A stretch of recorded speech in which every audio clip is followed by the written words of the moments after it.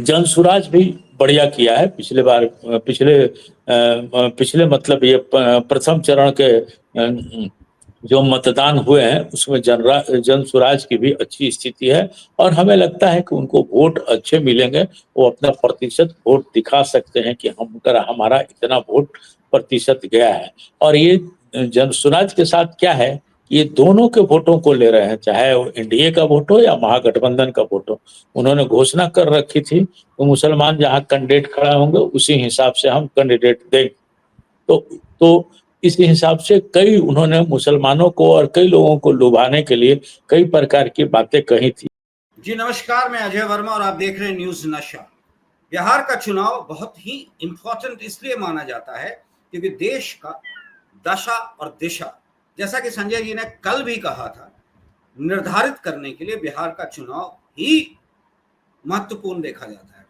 आज की तारीख में भी केंद्र में बिहार अगर नहीं तो केंद्र की सरकार कब गिर जाएगी कोई नहीं जानता। खैर, पहले चरण का चुनाव 6 तारीख को हुआ, यानी कि कल 6 नवंबर को। लोगों ने कहा बड़ा शांतिपूर्ण तरीके से चुनाव हुआ। ठीक है, जैसा बिहार में होता है आमतौर पे, उससे कम था। हमला धमकी और पथराव के बावजूद के अलावा कुछ हुआ ही नहीं। 11 घटनाओं ने खींचा सबका ध्यान। अब ये घटनाएं क्या थी? अगर आप, जो मैं देख रहा हूं वायरल पे, डिप्टी सीएम की गाड़ी पर हमला, आरजेडी उम्मीदवार भाई वीरेंद्र ने दरोगा को धमकाया, सीपीआई प्रत्याशी पर हमला, कहलगांव में जदयू प्रत्याशी के प्रचार वाहन पर पत्थरबाजी, कई जगहों पर ईवीएम में खराबी, मुजफ्फरपुर में पर्यटन मंत्री को खदेड़ दिया, गोपालगंज में वोट डालते समय ईवीएम का फोटो किसी ने क्लिक कर लिया, जो यूट्यूबर्स आजकल तारीख है ना। नक्सल प्रभावित भीम बांध गांव में 20 साल बाद पहली बार मतदान भी हुआ। ये तो पॉजिटिव चीज है। ये धमका धमकी में क्यों आ गया?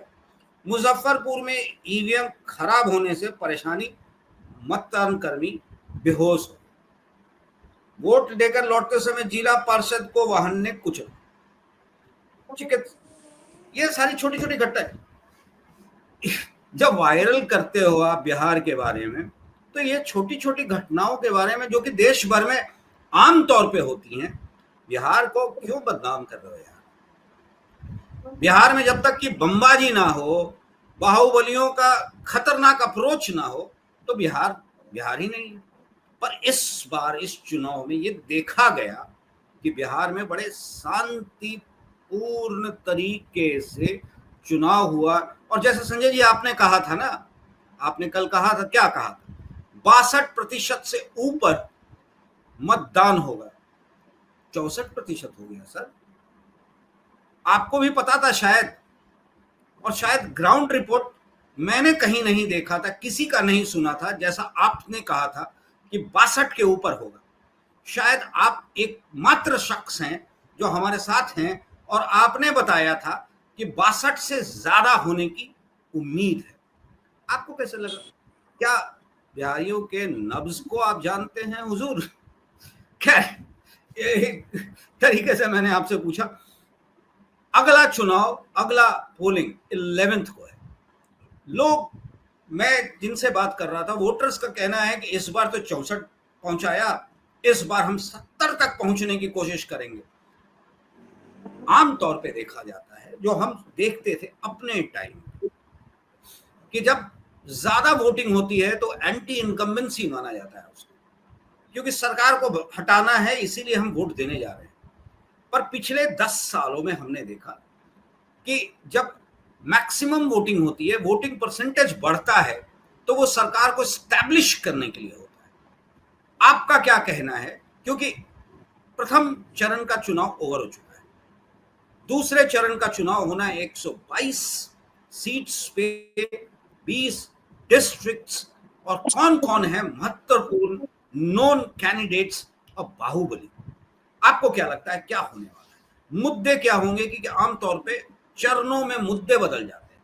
जी, हम चलते हैं अपने वरिष्ठ पत्रकार मित्र संजय समर जी से जानने के लिए कि बिहार में क्या होने वाला है।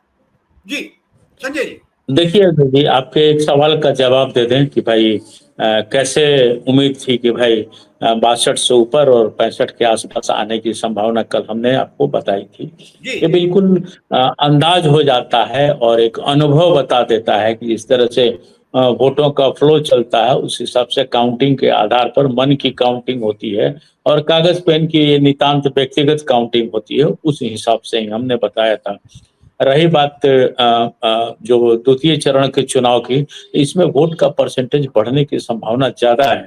अजय जी, इसलिए ज़्यादा है कि ये जो सीमांचल का इलाका है, ये इस इलाके में मतदान का प्रतिशत ज़्यादा होने की संभावना दिखाई दे रही है। मुस्लिम बहुल इलाका होता है और ये ऐसा माना जाता है कि मुस्लिम बहुल इलाका में एग्रेसिव होकर के, एग्रेसिव मतलब उत्साहित होकर के लोग मतदान करते हैं, चाहे वो किशनगंज का इलाका हो, कटिहार का इलाका हो, पूर्णिया का इलाका हो, ये पूरा सीमांचल एरिया उसमें आता है।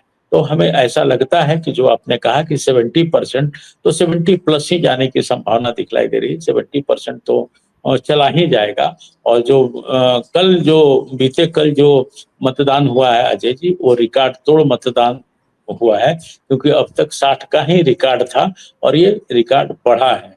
और जब-जब रिकॉर्ड बढ़ता है, कुछ न कुछ कहानी किस्सा होता है। रही बात जो आपने कहा झर-झमेला का, तो झर-झमेला मुँह से हुआ है, देह से और बम गोली से नहीं हुआ है।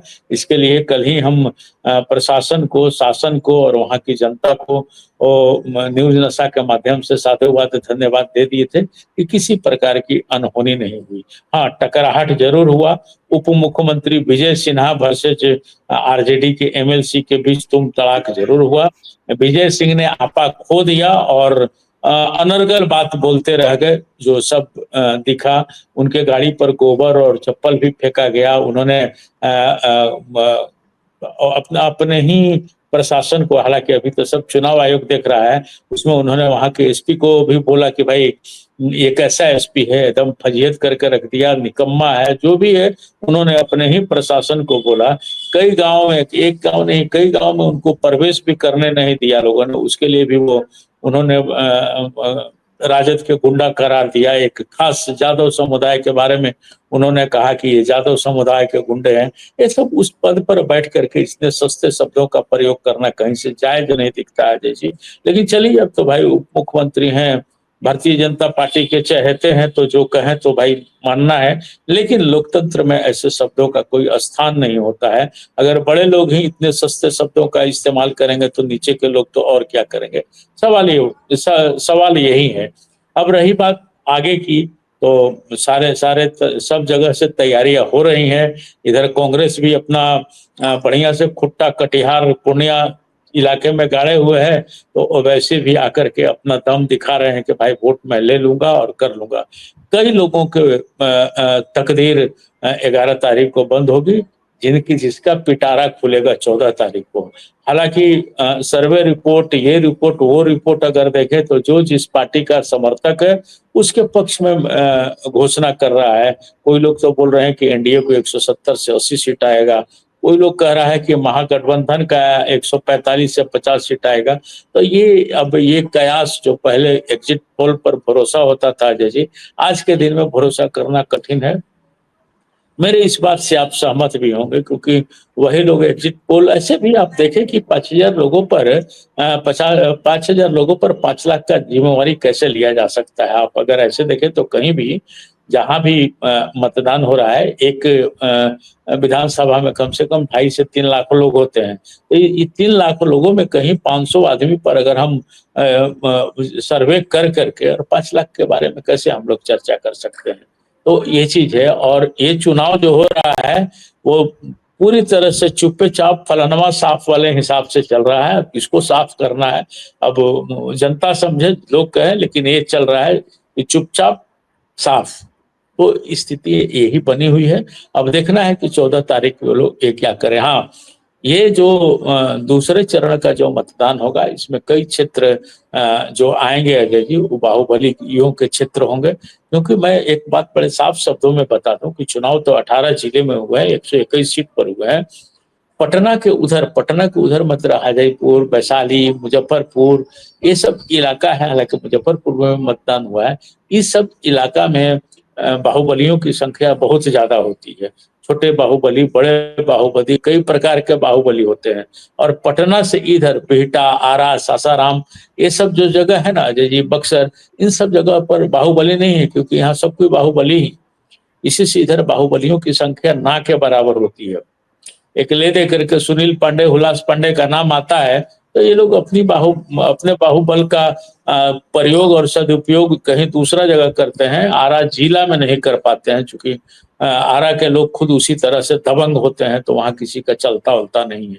तो अब देखिए उस इलाका में थोड़े से देखिए, कहीं भी जहाँ कमजोर लोग होते हैं, खास करके अर्थ के मामले में, पैसे के मामले, बाहुबली ज्यादातर वहीं होते हैं लोग। और दबंगई उधर ही किया जा सकता है या होता भी है। तो हमें लगता है कि सीमांचल एरिया में कुछ अनहोनी न हो, लेकिन वहाँ वहाँ प्रशासन को चुस्त और दुरुस्त रहने की जरूरत है।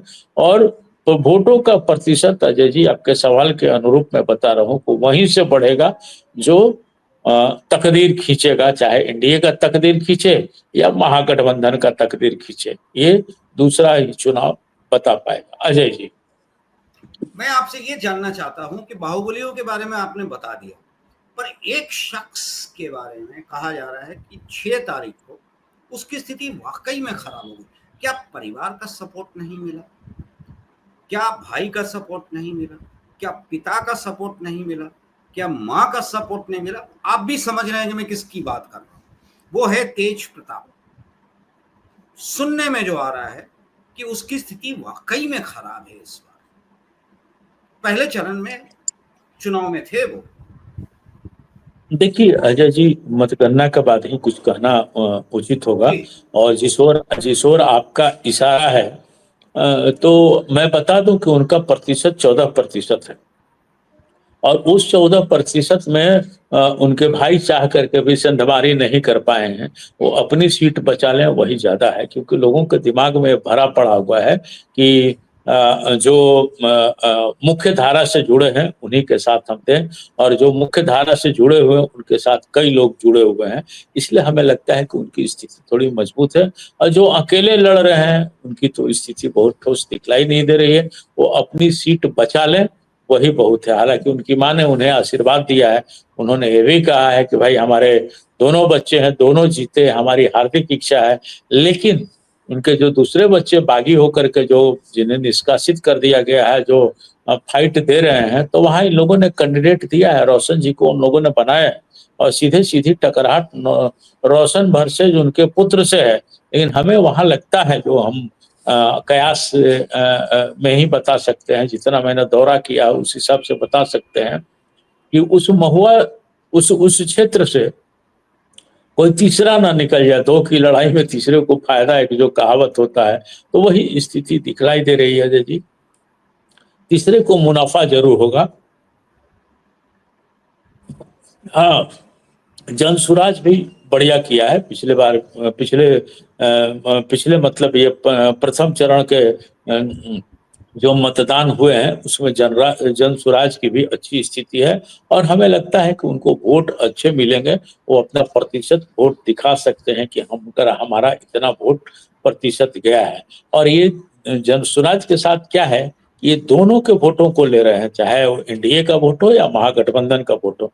उन्होंने घोषणा कर रखी थी तो मुसलमान जहां कैंडिडेट खड़ा होंगे उसी हिसाब से हम कैंडिडेट देंगे। तो इस हिसाब से कई उन्होंने मुसलमानों को और कई लोगों को लुभाने के लिए कई प्रकार की बातें कही थी। हालांकि एक बात अजय जी बड़ा स्पष्ट है कि बाकी लोग तो कुछ कुछ बयानबाजी कर रहा है। जैसे मान लीजिए अगर हम बात करें तो प्रियंका गांधी कहती है कि एनडीए डरपोक है और वोट चोरी करके चुनाव करती, वोट चोरी करके आती है। राजनाथ सिंह अलग बयान दे रहे हैं। ये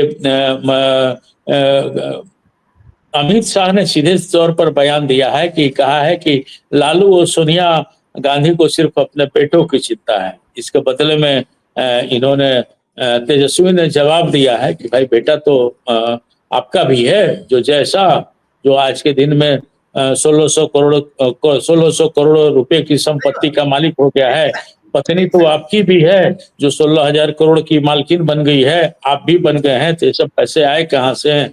उन्होंने भी जवाब दिया है। तो ये बातें चल रही हैं, एक दूसरे के ऊपर छींटाकशी हो रही है अजय जी। अब इस छींटाकशी का क्या फ़ायदा होगा, ये समझ नहीं आ स सम ये समय बताएगा। इस बीच में केंद्रीय रक्षा मंत्री राजनाथ सिंह ने कहा है कि रक्षा के क्षेत्र में बिहार इतिहास रखेगा और बिहार में मिसाइल मिसाइल बनाने की फैक्ट्रियां लगेंगी, कंपनियां लगेंगी, ऐसा ऐसा इन्होंने घोषणा की है। तो ये सब जन सुराज की भाषा ही है, जन सुराज ने ही उठाया है। जन सुराज का एक चीज और है अजय जी, कि उसके पास ब्लूप्रिंट है। वो जो अपना स्पीच दे रहे हैं, कहीं भाषण दे रहे हैं, तो लोगों को बता रहे हैं कि मैं किस तरह से बिहार को सजाऊंगा, संवारूंगा। बाकी सब बतौलाबाजी चल रहा है, मैं ये कर दूंगा, मैं वो कर दूंगा। सब स्वांग रच के जा रहे हैं और स्थिति अब क्या बनेगी, कैसे बनेगी, देखने का है। अजय जी, आज बिहार के हालत प्रति व्यक्ति आए हैं, भले ही कम है वहां पर, लेकिन ये प्राचीन काल में ऐसा नहीं था। आप देखेंगे कि प्राचीन काल में जो अपने यहाँ विश्व प्रसिद्ध विश्वविद्यालय जो बने थे 5वीं शताब्दी में, गुप्त साम्राज्य ने बिहार नालंदा विश्वविद्यालय की स्थापना की थी, जो ऑक्सफोर्ड से 500 साल पहले और इटली के बोलोनिया विश्वविद्यालय से और उच्च और मजबूत स्थिति थी। तो बिहार की स्थिति किसी जमाने में बहुत ही मजबूत था। अजय जी, उस नालंदा विश्वविद्यालय को किस तरह से जलाया गया, किस तरह से क्या हुआ, वो तो सब लोग जानता है। आज भी बेगूसराय का नाम पड़ा है, उसी हिसाब से वही जाहिल आदमी, बदतमीज आदमी ने वहां जलवाया था, जिसके नाम पर वो बेगूसराय रेलवे स्टेशन का नाम पड़ा हुआ है। तो अजय जी, किसी जमाने में बिहार का नाम था और बिहार इतिहास रचता था।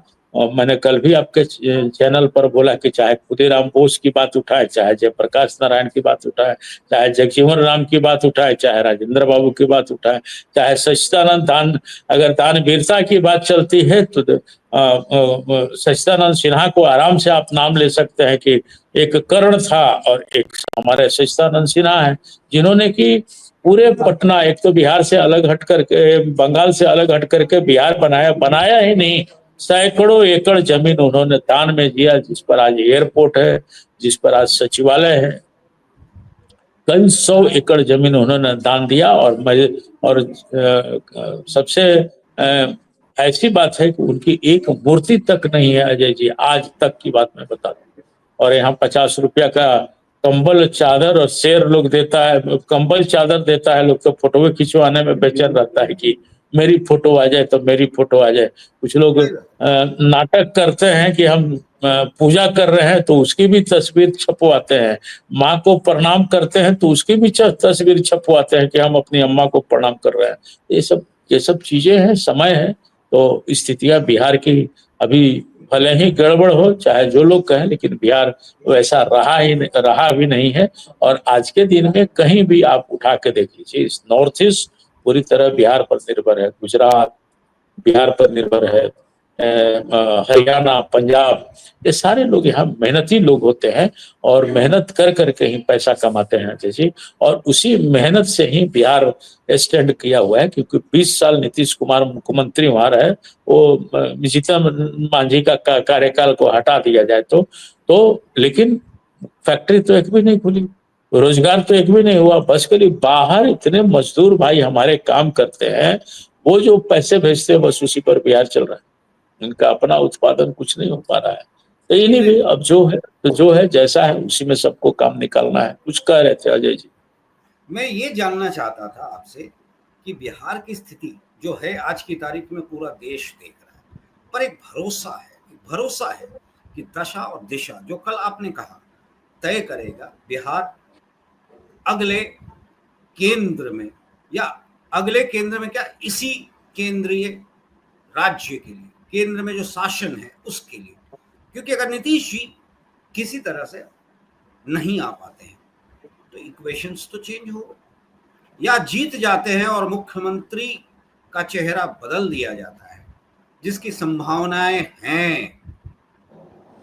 उस स्थिति में भी केंद्र की बात आती है। खैर, उस पे भी हम आपसे बात करेंगे।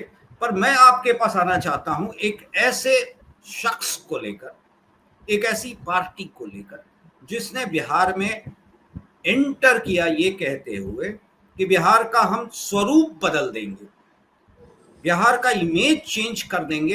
एक पढ़े लिखे एक पढ़े लिखे इंसान ने ये कहा, जिसकी स्थिति आप भी जानते हैं मैं किसकी बात कर रहा हूं।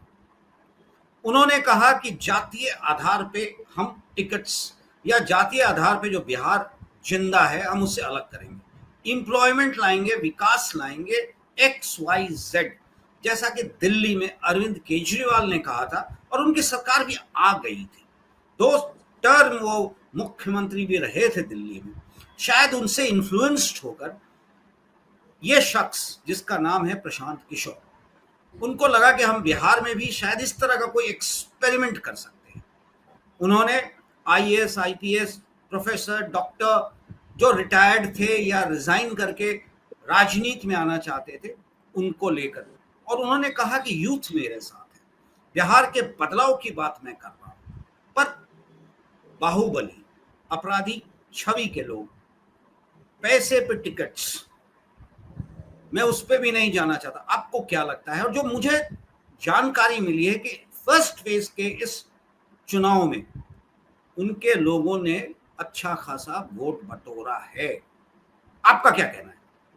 देखिए अजय जी, जन स्वराज निस्संदेह उसको मैंने पहली दफा है। अब तो कहने के लिए तो सब लोग कहता है, मौका मिले तो कितनी बातें जमीन पर उतरेगी वो देखना होगा, कहना होगा।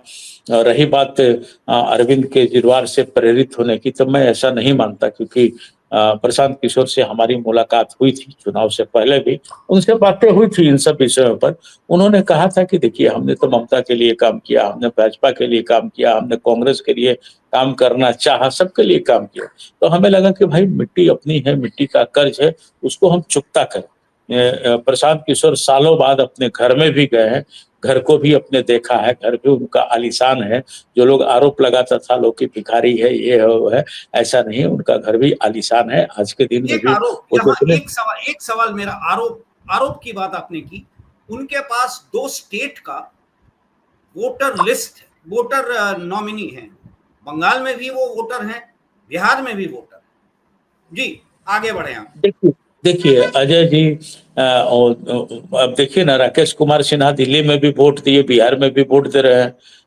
भारतीय जनता पार्टी कोटा से ये राज्यसभा सांसद भी रहे हुए हैं। एक नहीं, वैसे कई मामले सामने आ रहे हैं।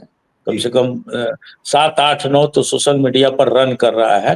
तो उस पार्ट को मैं नहीं कह रहा हूं, लेकिन जनसुराज उन जो पीके से बातचीत हुई, वो पीके जो बताया, पीके का कहना ये था कि भाई मिट्टी का कर्ज है, इसको भी तो पूरा करने का है। जहां हमारा जन्म हुआ, जहां हमने हमारी मिट्टी है, पूर्वजों की मिट्टी है, तो इस बार बिहार को ही क्यों नहीं पकड़ा जाए। और उन्होंने सच में अच्छे कैंडिडेट उतारे हैं। अब वहां के जनता को फैसला लेना है कि वो क्या कर रही है।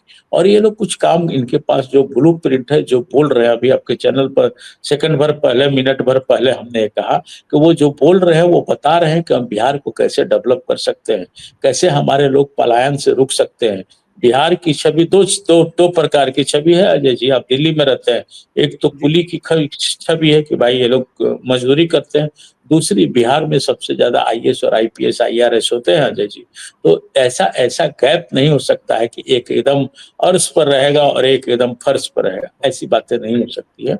उसको सुधारा जा सकता है, उसको व्यवस्थित किया जा सकता है। हम लोग भी बिहार से ही बिलोंग करते हैं, लेकिन जहां भी रहे अपनी काबिलियत के भरोसे, अपनी पढ़ाई के भरोसे, वही सरकारी स्कूल के प्रोडक्ट हम लोग, सरकारी स्कूल से ही हम लोग आगे बढ़े हैं। हम आपको बताएं कि अभी तक कोई गणितज्ञ वैसा पैदा नहीं लिया जिसका नाम वशिष्ठ नारायण सिंह आरा के ही हुआ करते थे। तो वैसा गणितज्ञ आज तक पैदा नहीं, वो भी सरकारी स्कूल के प्रोडक्ट थे। उनके पिताजी एक मामूली सिपाही हुआ करते थे। राजेंद्र तो बाबू, ऐसे राजेंद्र बाबू तो छपरा के हुए, जयप्रकाश नारायण छपरा के हुए। काबिलियत की बात करें तो कई ऐसे काबिल लोग हैं। अब नटवरलाल की बात करें, मिथिलेश कुमार श्रीवास्तव की, तो उनकी भी एक कला थी, वो भी वो नकारात्मक कर गए, लेकिन कला तो उनके पास थी। ठीक है, उनका उनका दिमाग नकारात्मक रहा, तो ये काबिलियत होती है बिहारियों के पास। और आंदोलन के लिए भी बात करें तो मान लीजिए कि ऑस्ट्रेलिया में जो गांधी जी ने आंदोलन किया था, उस आंदोलन का दूसरा रूप अगर हम कहें तो 1917 में बिहार ने ही उनको जगह दिया, जहां से आकर के उन्होंने उसी तर्ज पर आंदोलन किया। तो ये सब चीजें है अजय जी, इसको ठीक करने के लिए, इसको दुरुस्त करने के लिए उन्होंने तय किया कि हमको बिहार से ही, बल्कि उनके कुछ लोग हैं, उन लोगों को सलाह भी दिया गया कि बिहार से पहले झारखंड में चुनाव होता है, झारखंड में आप ट्राई कर लीजिए, यहाँ 80 सीट है और यहाँ 243 सीट है। तो बोले कि ना, हम यहीं से स्टार्ट करेंगे और यहीं जो होना होगा होगा। अभी भी बड़े साफ शब्दों में कहते हैं कि अगर मैं मेजोरिटी में आया तो मैं सरकार नहीं बनाऊंगा। अब देखना है कि वो क्या करते हैं, सरकार बनाते हैं या बाहर से समर्थन देते हैं। लेकिन इतना तय है कि 5, 7, 8, 10 अगर आएगा तो ये फ्री कर देंगे अपने विधायकों को, जिधर तुमको जाना है जाओ, जिधर रहना रहो। 40-50 से ऊपर अगर इनकी सीट आएगी तब भले ये कुछ सोच सकते हैं कि हाँ, हमको क्या करना है और क्या नहीं करना है। हालांकि 3 साल से ये अपने क्षेत्र में मेहनत कर रहे हैं और 243 विधानसभा पर मेहनत कर रहे हैं और अच्छे अच्छे युवाओं को लगाए भी हुए हैं। आज सब लोगों का जिन जिन लोगों को टिकट दिया गया है वो लोग लगभग 2.5 साल 3 साल से अपने क्षेत्र में मेहनत कर रहे हैं अजय जी। और पैसा भी जो है, जितने कैंडिडेट आए उन कैंडिडेट से तो पैसा लिए ही, पीके अपना पैसा लगाए, जैसा वो डेटा दे रहे हैं उसकी बात हम कह रहे हैं कि 98 करोड़ रुपया तो उन्होंने खुद अपना पार्टी में डाला है, जो बोल रहे हैं और दिख भी रहा है, क्योंकि वो कागज बोलता है ना। तो अजय जी देखिए, जो बातें कर रहे हैं, अगर सरकार इनकी बनती है तो भाई हम भी चाहेंगे कि भाई बिहार का विकास हो। नीतीश कुमार के काम की प्रशंसा मैं हमेशा करते रहा, लेकिन अंतिम टेन्योर इनका अच्छा नहीं रहा अजय जी। क्राइम उसी तरह, घोटाला उसी तरह। अब देखिए, आर.के. सिंह जो मोदी काबीना के मंत्री रहे, कैबिनेट मंत्री रहे, आडवाणी जी को गिरफ्तार करने वाले, उन्होंने आरोप लगाया है कि अडानी को लाभ दिलवाने के लिए 62 करोड़ रुपए का घोटाला किया गया अजय जी।